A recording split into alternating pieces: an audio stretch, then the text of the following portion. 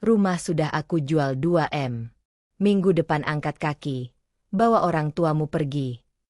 Itulah bentakan kasar yang mengubah hidup Sarah dalam sekejap. Diusir dari rumah sendiri oleh mertua yang tamak, Sarah tampak seperti wanita lemah yang tak berdaya. Namun, di balik sikap tenangnya, Sarah menyimpan sebuah rahasia besar yang akan memutarbalikkan segalanya. Apa yang terjadi jika rumah yang dianggap telah terjual justru menjadi saksi bisu pengkhianatan yang jauh lebih mengerikan? Sarah ternyata bukanlah korban yang bisa diinjak-injak begitu saja. Saat satu persatu topeng anggota keluarganya mulai terlepas, mulai dari sang suami yang ternyata terlibat sindikat, hingga kenyataan bahwa musuh terbesarnya adalah mereka yang berdiri paling dekat di sisinya, Sarah terjebak dalam permainan kekuasaan yang kejam. Siapakah sebenarnya dalang di balik semua kehancuran ini? Dan mungkinkah kebebasan justru ditemukan saat semua harta yang diperebutkan habis tak bersisa? Ikuti perjalanan Sarah dalam sebuah kisah nyata kehidupan yang penuh dengan intrik, pengkhianatan, dan plot twist yang tak terduga. Siapkan mental Anda, karena di dunia ini, musuh yang paling berbahaya bukanlah mereka yang berteriak di depan wajahmu, melainkan mereka yang diam-diam memegang naskah cerita hidupmu. Simak kisah selengkapnya sekarang juga. Suasana ruang tamu itu mendadak mencekam. Ibu mertuaku, Bu Ratna, berdiri tepat di depan wajahku dengan tatapan mata yang menyala penuh kebencian. Tangannya terangkat, menunjuk ke arah pintu depan seolah-olah itu adalah satu-satunya jalan keluar untuk sampah yang tidak lagi diinginkan. Rumah sudah aku jual 2 miliar. Minggu depan angkat kaki, bawa orang tuamu pergi dari sini. Teriaknya dengan suara melengking yang memekakan telinga. Ia tampak sangat puas, seolah kemenangan besar baru saja ia genggam setelah sekian lama menunggu saat yang tepat untuk menendang kami keluar. Aku terdiam sejenak. Napas ibu di sampingku terdengar tersengal. Ia tampak sangat gemetar menahan malu dan sakit hati atas penghinaan yang begitu kejam ini. Namun, anehnya, di dalam lubuk hatiku yang paling dalam, tidak ada rasa sedih ataupun takut yang melanda. Aku justru merasakan sebuah ketenangan yang tidak wajar, sebuah kedamaian yang terasa asing namun nyata. Aku menarik napas dalam-dalam, mengatur emosiku, lalu menatap mata Bu Ratna dengan pandangan yang teduh, sangat jauh berbeda dengan guncangan batin yang mungkin ia harapkan dariku. Sepertinya ibu melupakan satu hal, jawabku dengan nada suara yang tenang, bahkan terkesan dingin dan datar. Bu Ratna tertegun sejenak. Alisnya bertaut. Matanya memicing mencoba membaca apa yang sebenarnya sedang kusembunyikan di balik wajah tenangku ini. Apa yang kau maksud? Tanyanya dengan nada menantang, masih dengan kesombongan yang meluap-luap. Aku tidak langsung menjawab. Aku justru tertawa kecil. Tawa yang tidak terdengar seperti tawa orang yang kalah atau orang yang sedang memohon belas kasihan. Tawa itu justru terdengar seperti tawa seseorang yang sudah tahu persis bagaimana akhir dari drama ini akan berakhir. Ibu merasa sangat bangga karena berhasil menjual rumah ini seharga 2 miliar. Bukan? Ibu pikir dengan menjual rumah ini, ibu bisa membuang kami begitu saja dan menguasai uangnya untuk gaya hidup mewah ibu bersama kekasih gelap ibu itu. Ucapku pelan, namun setiap kata yang terucap terasa menghujam tepat ke jantungnya. Wajah Bu Ratna yang tadinya memerah karena amarah, kini mendadak pucat pasi. Matanya membelalak kaget. Ia sama sekali tidak menyangka bahwa rahasia busuk yang ia simpan rapat-rapat selama ini, tentang perselingkuhannya dan rencana licik di balik penjualan rumah ini, justru sudah diketahui olehku dengan sangat detail. Bagaimana bisa kau? Ucapnya terbata-bata. Suaranya kini tidak lagi melengking tinggi. Keangkuhannya runtuh seketika saat menyadari bahwa permainannya kini telah terbongkar. Namun, aku belum selesai. Aku maju satu langkah. Menatapnya tajam. Aku tertawa lebih keras. Sebuah tawa kepuasan karena aku tahu, surat perjanjian jual beli rumah yang ia tanda tangani itu sebenarnya adalah surat pengakuan hutang yang akan menghancurkan hidupnya sendiri. Sang pembeli rumah itu? Dia adalah orang yang justru akan membuat ibu kehilangan segalanya. Bu Ratna mundur selangkah. Kakinya yang tadi berpijak dengan gagah kini tampak goyah. Ia mencoba menutupi kegugupannya dengan kembali berteriak. Namun suaranya kali ini terdengar parau dan tidak berwibawa. Jangan asal bicara kamu. Rumah ini sudah sah terjual. Uang DP sudah di tangan, dan pembelinya bukan orang sembarangan. Kamu jangan coba-coba mengancam mertuamu sendiri dengan tuduhan konyol itu. Aku hanya tersenyum tipis, sebuah senyuman yang bagi siapapun yang melihatnya akan terasa sangat dingin. Aku tidak butuh berdebat. Aku tahu persis siapa pembeli yang dimaksud Bu Ratna. Dia adalah Pak Baskoro, seorang kolega bisnis lama yang kebetulan adalah sahabat karib mendiang ayahku. Apa yang tidak diketahui Bu Ratna adalah bahwa Pak Baskoro sudah lama memantau gerak-gerik mertuaku yang sering menyalahgunakan dana perusahaan keluarga. Ibu yakin pembelinya orang hebat? Tanyaku dengan nada santai, sengaja membiarkan suasana menggantung penuh ketegangan. Atau mungkin, ibu sebenarnya sedang dijebak oleh orang yang ibu anggap sebagai penyelamat. Aku mengeluarkan ponsel dari saku, menunjukkan sebuah notifikasi pesan singkat yang masuk tepat 1 menit yang lalu. Pesan itu berisi laporan mutasi rekening yang menunjukkan bahwa seluruh aset rumah tersebut ternyata sudah diblokir oleh pihak bank sejak pagi tadi. Alasannya? Ada laporan tindak pidana penggelapan aset yang diajukan oleh pengacara keluarga atas namaku sendiri. Wajah Bu Ratna berubah pucat pasi. Ia mencoba merebut ponselku, namun dengan cekatan aku menariknya kembali. Ibu menjual rumah yang bukan milik ibu sepenuhnya. Sertifikat rumah ini masih memiliki beban hak tanggungan atas nama perusahaan yang sekarang sudah ada di bawah kendaliku. Jadi, transaksi yang ibu lakukan itu ilegal. Bukan hanya batal, tapi ibu bisa dijerat pasal penggelapan. Keheningan menyelimuti ruangan itu. Ibu kandungku yang tadinya ketakutan, kini perlahan mulai menatapku dengan sorot mata yang penuh keheranan. Ia tidak menyangka putrinya yang selama ini terlihat diam dan penurut, ternyata telah menyiapkan langkah catur yang begitu mematikan. Plot twistnya bukan hanya itu, Bu, lanjutku sambil mendekat ke telinganya, berbisik pelan agar hanya dia yang bisa mendengar. Pak Baskoro yang ibu banggakan itu sebenarnya adalah tangan kananku. Dia sengaja mendekati ibu, memberikan harapan palsu, agar ibu mau melakukan transaksi bodoh ini di depan notaris. Semua bukti tanda tangan ibu, rencana penjualan ibu, hingga transaksi uang haram, itu sudah terekam rapi dan kini berada di tangan pihak berwajib. Bu Ratna jatuh terduduk di sofa. Dunianya runtuh dalam hitungan detik. Ia yang tadi merasa seperti singa yang siap menerkam, kini berubah menjadi mangsa yang terpojok. Rencana besarnya untuk mengusir kami, menjual rumah, dan lari membawa uang hasil kejahatan kini berbalik menjadi bumerang yang akan mengurungnya di balik jeruji besi. Namun, di balik semua ini, masih ada satu rahasia besar yang belum terungkap. Aku menatap keluar jendela, melihat sebuah mobil hitam mewah berhenti di depan gerbang. Itu adalah suamiku, yang baru saja pulang dengan membawa kabar yang mungkin akan membuat seluruh sandiwara ini mencapai puncaknya. Apakah dia akan berdiri di pihak ibunya yang jahat? Atau dia adalah bagian dari rencanaku yang selama ini disembunyikan rapat-rapat? Suara deru mesin mobil di halaman rumah seakan menjadi dentuman jantung yang memecah keheningan mencekam di ruang tamu.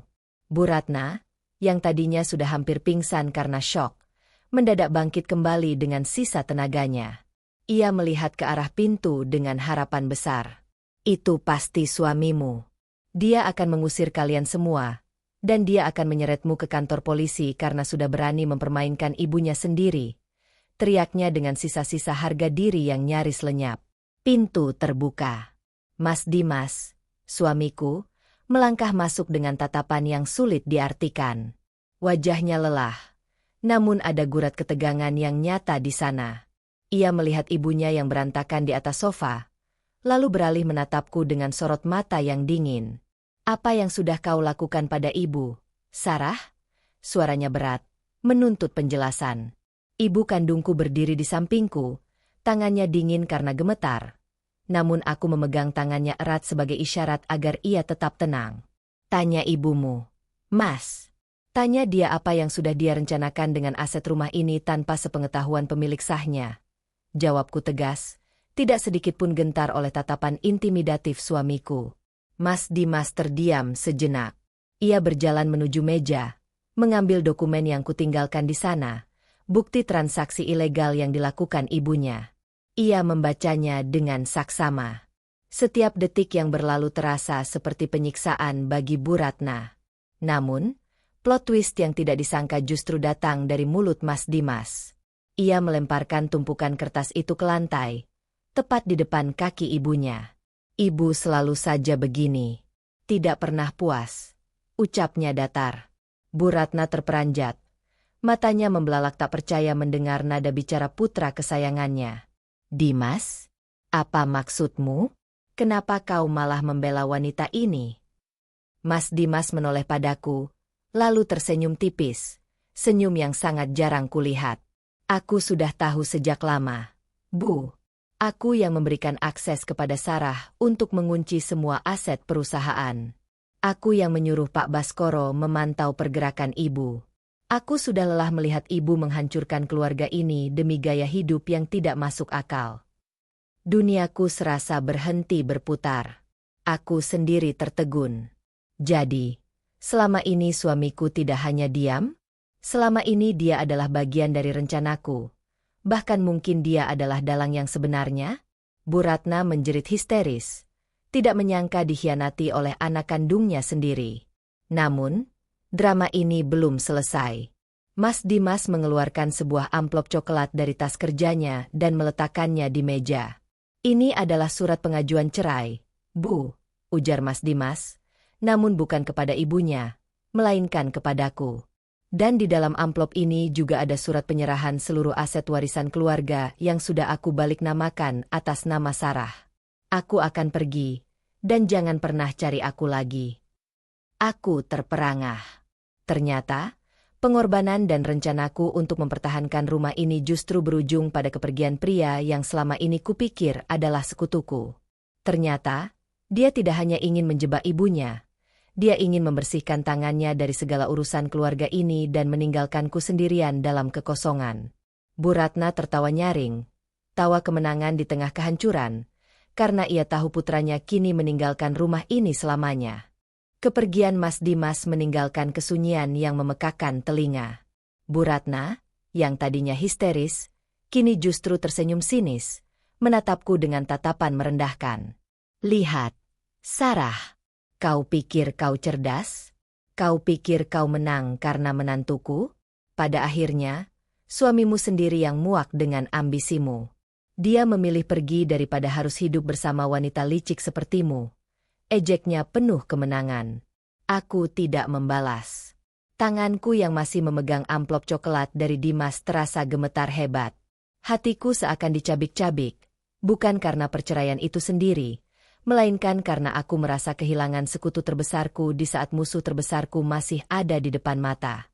Namun, saat aku membuka amplop itu lebih dalam, ada sesuatu yang jatuh ke lantai.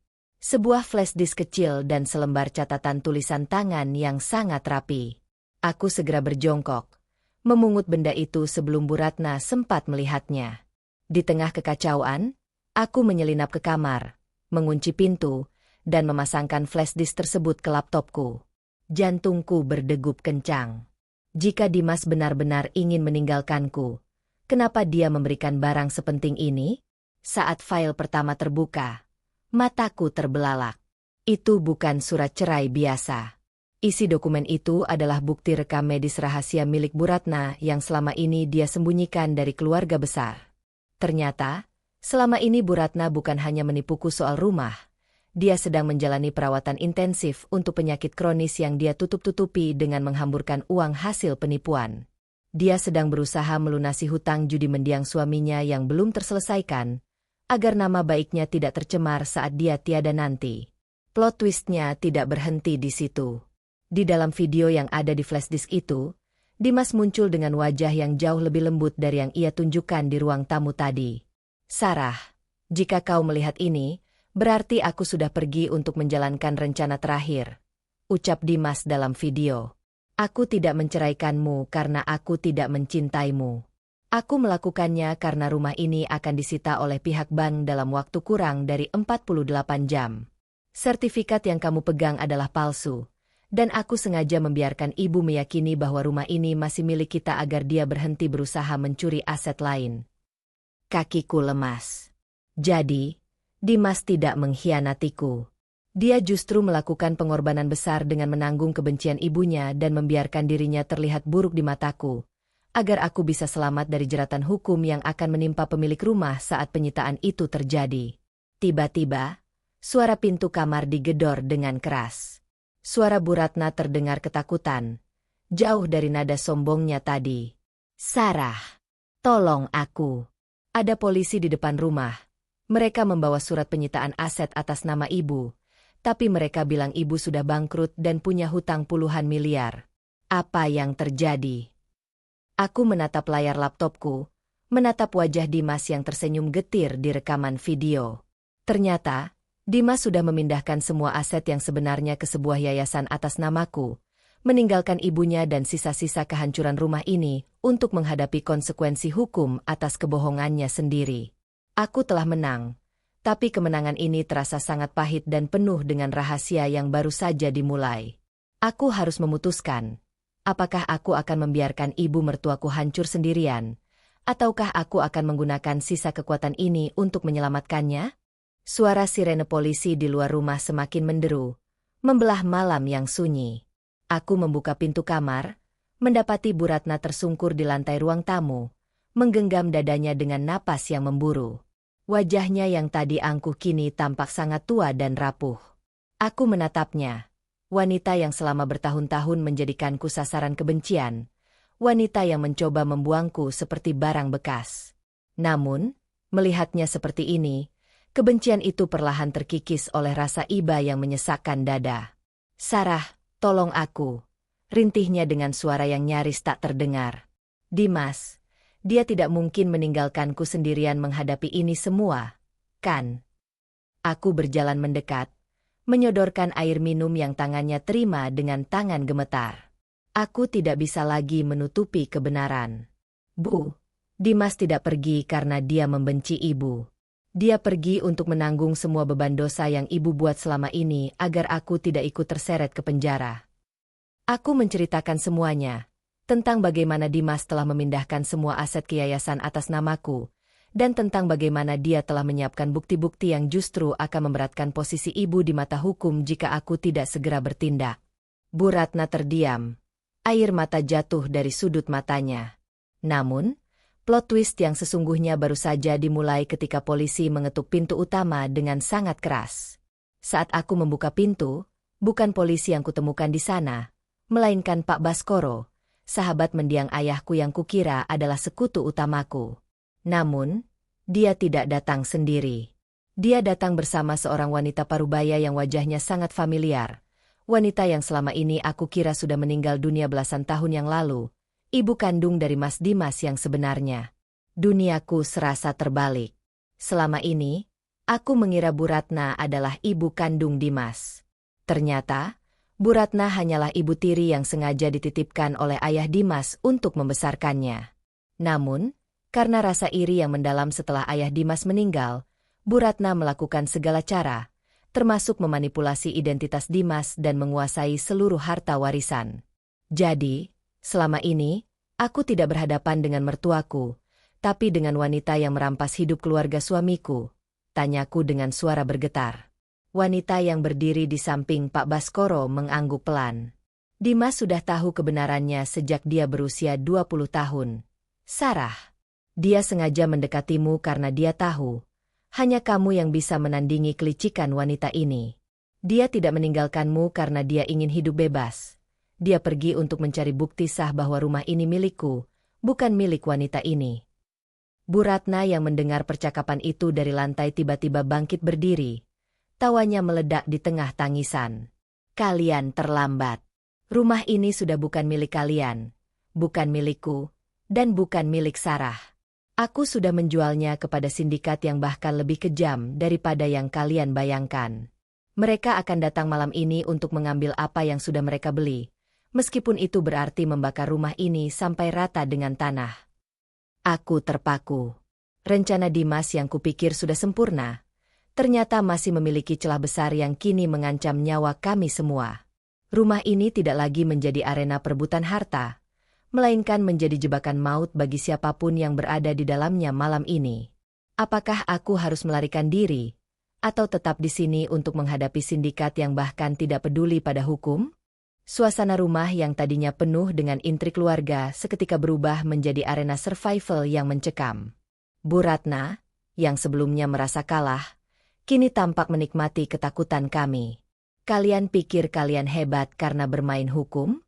Orang-orang yang kubayar ini tidak kenal hukum.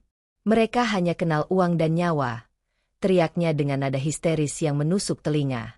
Aku menatap wanita parubaya di samping Pak Baskoro, ibu kandung Dimas yang sebenarnya. Dia terlihat tenang, namun ada aura ketegasan di matanya. Sarah, jangan dengarkan dia.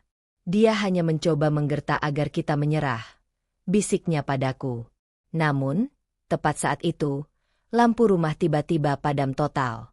Suasana menjadi gelap gulita, hanya disinari oleh cahaya bulan yang samar dari balik jendela. Terdengar suara dentuman keras di pintu depan. Seseorang sedang mencoba mendobrak paksa. Aku menarik tangan ibu kandung Dimas dan Pak Baskoro menuju ruang bawah tanah, tempat yang hanya diketahui oleh orang-orang terpercaya di keluarga besar kami. Namun, saat kami sampai di sana, kami menemukan sesuatu yang jauh lebih mengejutkan daripada sekadar tamu tak diundang. Di ruang bawah tanah itu, terdapat sebuah pusat kendali keamanan lengkap dengan monitor yang menyala, menampilkan seluruh isi rumah dari berbagai sudut pandang kamera CCTV. Dan yang membuat darahku membeku adalah sosok yang duduk di kursi utama, membelakangi kami. Itu adalah Mas Dimas. Dia tidak pergi meninggalkan rumah. Dia berada di sini, di bawah kaki kami, mengendalikan seluruh situasi. Mas Dimas, suaraku bergetar. Dia berputar, menatap kami dengan tatapan yang sangat asing. Tidak ada lagi kehangatan di matanya. Dia mengenakan pakaian serba hitam, dengan alat komunikasi yang terpasang di telinganya. Kalian tidak seharusnya turun ke sini, ucapnya dingin. Pak Baskoro, yang selama ini kupikir adalah sekutuku, justru melangkah maju dan berdiri di samping Dimas, memberi hormat layaknya bawahan kepada atasan. Rencana berjalan sesuai jadwal, Tuan. Mereka sudah masuk ke dalam perangkap. Ternyata, plot twistnya jauh lebih dalam. Dimas bukan hanya ingin menyelamatkan aset atau mengungkap jati diri ibunya. Dia adalah bagian dari sindikat itu sendiri. Selama ini, dia sengaja mendekatiku, menggunakan perasaan dan kesetiaanku, hanya untuk memuluskan jalannya dalam mengambil alih kekuasaan atas seluruh properti keluarga besar yang tersimpan di bawah rumah ini. Sarah, Dimas menatapku dengan tatapan yang sulit diartikan. Aku tidak pernah mencintaimu. Pernikahan kita hanyalah bagian dari kontrak untuk mendapatkan akses legal ke brankas keluarga yang hanya bisa dibuka oleh pewaris sah yang menikah. Ibu kandung Dimas yang berdiri di sampingku justru tertawa getir. Kau pikir kau berhasil, Dimas? Kau pikir brankas itu bisa dibuka dengan kontrak pernikahan? Kau lupa siapa yang memegang kunci biologisnya. Dia menatapku tajam. Sarah, kunci brankas itu bukan pada kertas, tapi pada dirimu. Dimas tidak bisa membuka brankas itu tanpa persetujuan tulus darimu, sesuatu yang tidak akan pernah bisa dia paksa dengan kekerasan. Situasi berubah dalam sekejap. Dimas kini tidak lagi hanya menghadapi ibunya atau sindikat yang dia kendalikan. Dia kini menghadapi kenyataan bahwa meski dia memiliki kekuatan fisik dan strategi, dia benar-benar terperangkap karena kunci dari tujuan utamanya berada di tanganku. Dan sindikat yang berada di atas sana, mereka mulai masuk ke ruang bawah tanah, menuntut bagian mereka karena merasa dikhianati oleh Dimas. Apakah aku akan menjadi tumbal untuk membuka brankas itu? Atau aku akan menggunakan posisi ini untuk menjatuhkan Dimas dan sindikatnya sekaligus? Suasana di ruang bawah tanah itu terasa sangat sesak. Napasku memburu. Otakku berputar cepat mencoba mencerna kenyataan bahwa pria yang sudah aku nikahi selama ini hanyalah seorang aktor ulung yang sedang memainkan skenario paling jahat dalam hidupku. Dimas masih berdiri di sana, menatapku dengan dingin, sementara para anggota sindikat mulai turun dari tangga. Langkah kaki mereka yang berat bergema di lantai beton, semakin mendekati posisi kami. Jangan berani mendekat, teriakku, refleks mengambil sebuah benda tajam dari meja kendali di dekatku. Aku tahu, secara fisik aku kalah, tetapi posisiku sebagai kunci biologis adalah kartu as yang membuat mereka tidak bisa menyentuhku dengan sembarangan. Dimas tersenyum sinis. Sebuah senyuman yang benar-benar menghancurkan sisa-sisa kenangan manis kami. Sarah, kau terlalu naif. Kau pikir aku butuh persetujuan tulusmu? Kunci itu bukan hanya tentang sidik jari atau retina. Itu tentang akses emosional. Dan aku sudah menghabiskan waktu bertahun-tahun untuk mempelajari setiap inci emosimu. Tepat saat ia melangkah maju, tiba-tiba terdengar suara ledakan kecil dari arah ventilasi. Asap memenuhi ruangan. Dalam kegaduhan itu, sosok yang selama ini terdiam, ibu kandung Dimas, bergerak dengan kecepatan yang tidak terduga. Dia tidak lari ke arah pintu keluar, melainkan dia membanting tubuhnya ke tombol darurat yang tersembunyi di dinding ruangan, tombol yang selama ini tidak pernah disadari oleh siapapun. Klik. Seketika, seluruh sistem keamanan di rumah itu terkunci secara otomatis. Dinding-dinding logam tebal mulai menutup, memisahkan kami dari anggota sindikat yang tertahan di tangga.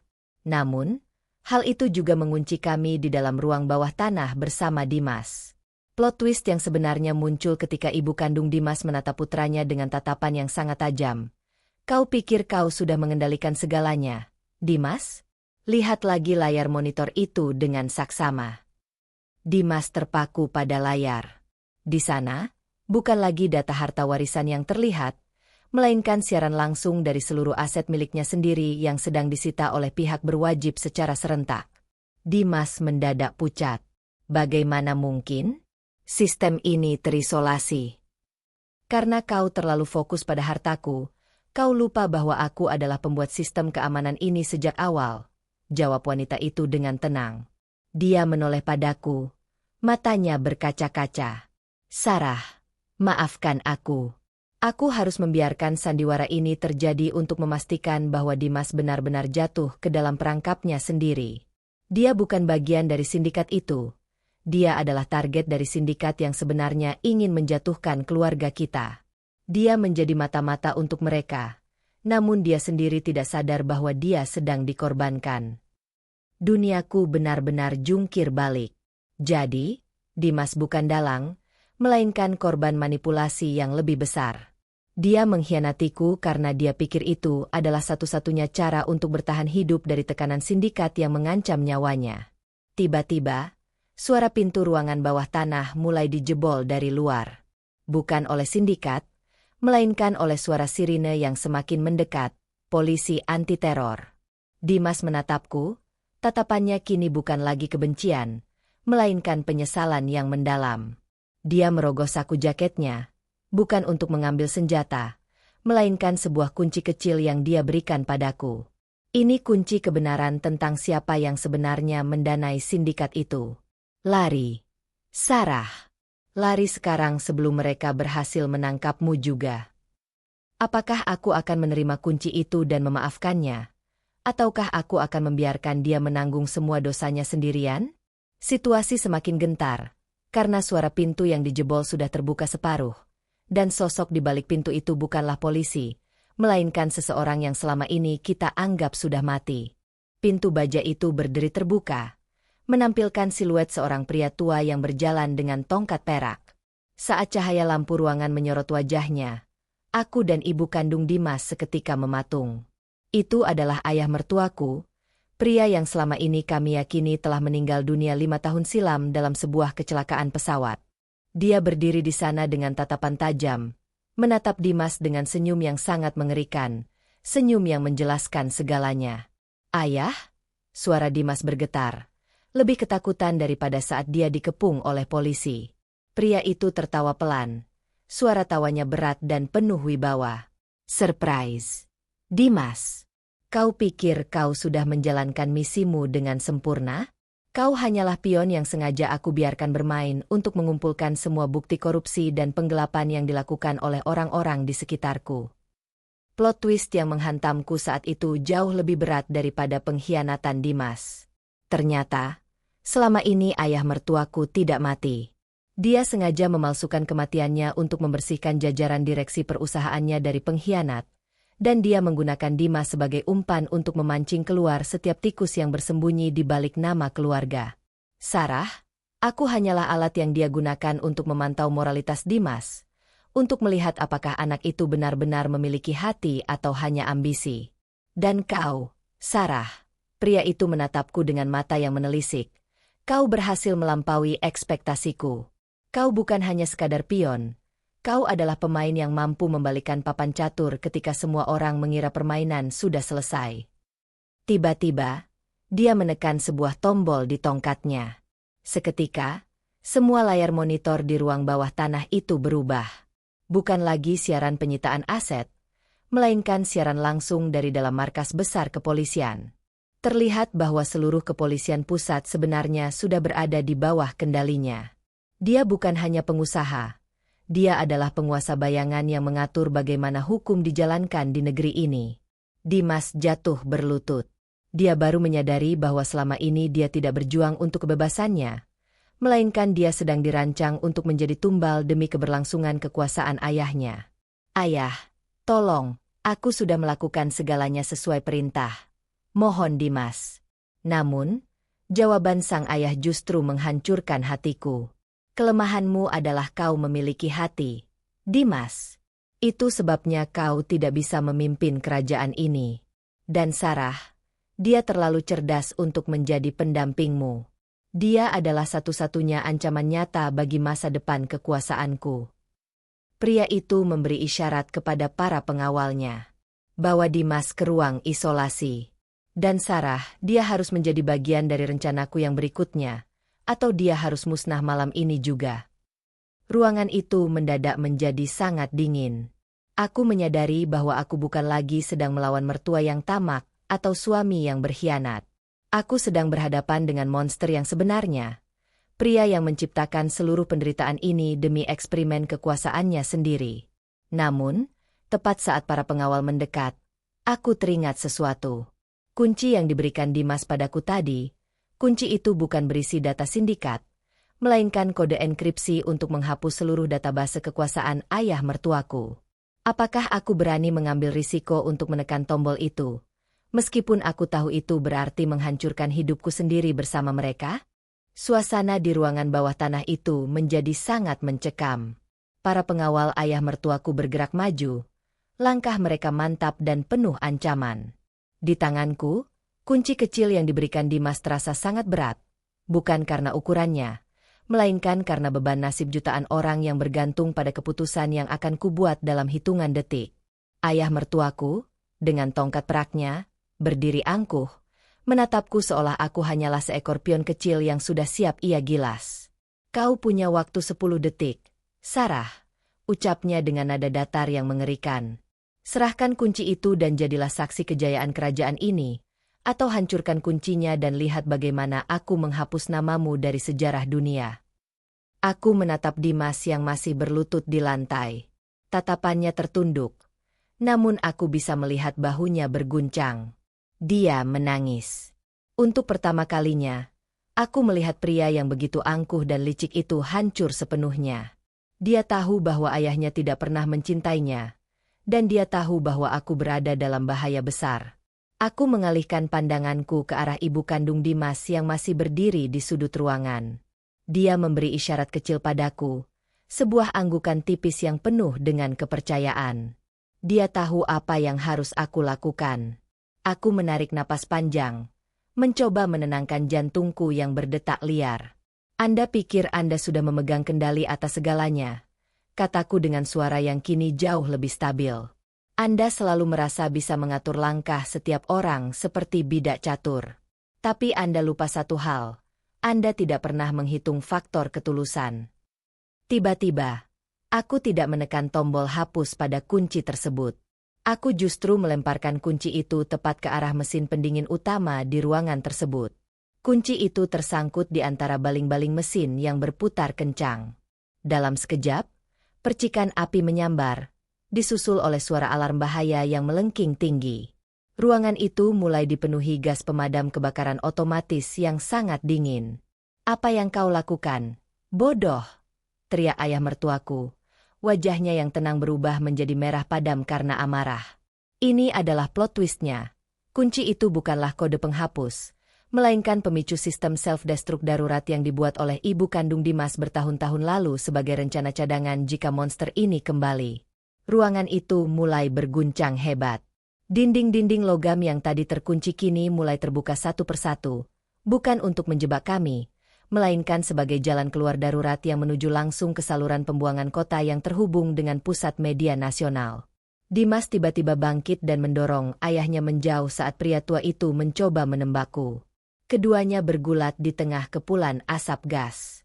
"Lari, Sarah! Siarkan semuanya!" teriak Dimas.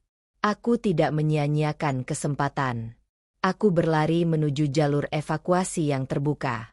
Namun, saat aku sampai di ujung lorong, aku terkejut melihat siapa yang sudah menunggu di sana. Bukan polisi, bukan pula anak buah sang ayah, melainkan suamiku yang lain. Pria yang selama ini kupikir adalah pengawal pribadiku, namun ternyata adalah agen rahasia yang selama ini menyamar untuk melindungiku atas perintah dari orang yang paling tidak kusangka-sangka, ayahku sendiri yang sudah lama kukira tiada.